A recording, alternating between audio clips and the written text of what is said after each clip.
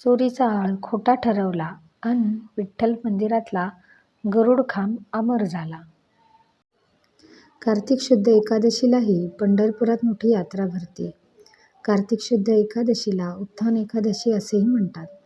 या दिवशी शयनी एकादशीला झोपी गेलेले देव आजच्या दिवशी उठतात.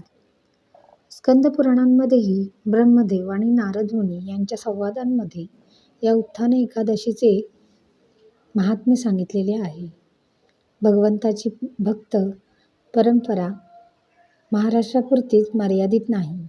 कर्नाटकातील विठ्ठल संत परंपरेतील प्रमुख संत आहेत. त्यापैकीच एक संत होते संत पुरंदरदास. पुरंदरदासांचा काळ इसवी सन 1484 ते 1564 हा होता.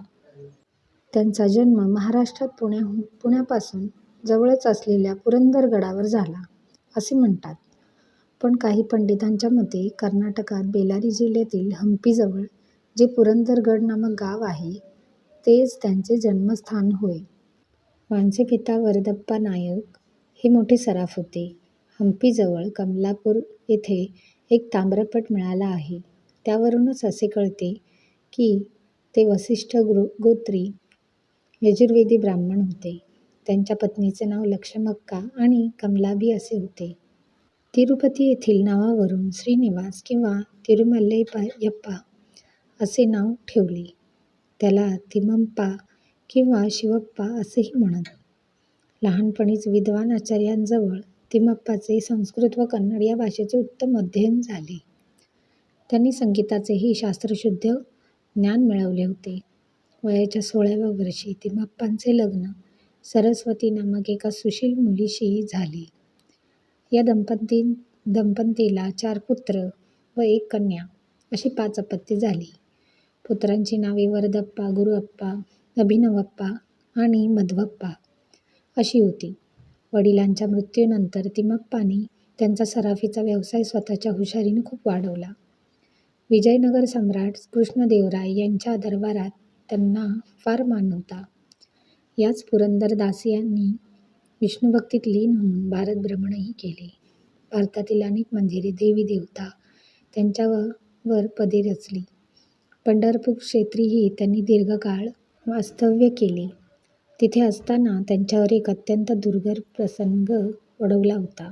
अशी एक कथा सांगितली जाते की पंढरपुरात एक नर्तकी होती. ती विठ्ठलाची एकनिष्ठ भक्त होती. एके दिवशी पुरंदरदासाचे रूप घेऊन पांडुरंग त्या दासीच्या घरी गेले व त्याने तिचे नृत्य गायन ऐकण्याची इच्छा व्यक्त केली. तिनेही अत्यंत भक्तिभावाने त्यांची ती इच्छा पूर्ण केली. त्यामुळे प्रसन्न होऊन देवाने आपल्या हातातले एक अमूल कांकण तिला दिले. दुसऱ्या दिवशी सकाळी देवाच्या हातातील कांकण नाहीसे झाल्याचे पुजाऱ्यांना कळले व त्यांची शोधाशोध सुरू झाली. शेवटी ते काकण त्या नर्तकीजवळ सापडले. पुरंदरदासींनी ते आपल्याला दिले असे तिने पुजाऱ्यांना सांगितले. त्यांनी लगेच पुरंदरदासांना पकडून देवळात नेले आणि एका खांबाला बांधून यथेच्छ मारले. इतक्यात गाभाऱ्यातून देववाणी ऐकू आली की मीच पुरंदरदासाच्या वेशात जाऊन ते काकण दासीला दिले होते. तुम्ही पुरंदरदासाला सोडा व त्याला ज्या खांबाला बांधले त्याची पूजा करा. मग पुजाऱ्यांनी पुरंदरदासांना सोडून त्यांची क्षमा मागितली व त्यांची मूर्ती त्या स्तंभावर कोरली. तो स्तंभ दासर स्तंभ म्हणून आजही प्रसिद्ध आहे. भक्तजन पांडुरंगाच्या गाभाऱ्यात जाण्यापूर्वी प्रथम त्याला वंदन करतात. त्यालाच गरुड स्तंभ किंवा पुरंदरदास स्तंभ असेही म्हणतात. आयुष्याच्या अखेरचे दिवस पुरंदरदासांनी हंपी इथे ईशसेवेत घालवले व शेवटी तिथेच देह ठेवला. पुरंदरदासांनी कन्नड भाषेत विपुल काव्यरचना केली.